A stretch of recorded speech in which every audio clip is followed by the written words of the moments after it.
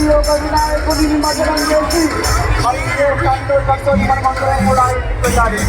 కాబట్టి మిత్రులారా, ఐదవ సోదరులారా, వీరందరూ కూడా ఏకదాడిపై వచ్చి ఎవరైతే హిందువుల మీద దాడి చేస్తారో మనం ఖచ్చితంగా ఉంటే వారందరూ కూడా మన ముందుకు వచ్చి మరి ముందుకు సాగుతారు. అవో ఆ యువకుని చూడండి, ఈరోజు మన తెలంగాణ స్వాతంత్రం వచ్చిన దినోత్సవం మరి పైన వినాయకుడి మన భారత్ జాతీయ జెండాను కూడా రేపు ఆడుతున్నారు ఆ యువకుడు జాగ్రత్త మెల్లగా.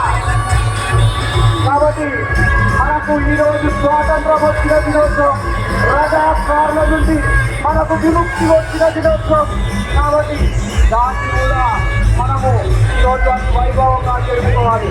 అదేవిధంగా ఈరోజు హిందువుల శక్తి కానివ్వండి, భారత విశ్వగురువుగా ప్రయాణిస్తున్న మనమందరం కూడా భారతదేశం, మన భారత ప్రధాని నరేంద్ర మోడీ గారి జన్మదినోత్సవం కూడా ఈరోజు.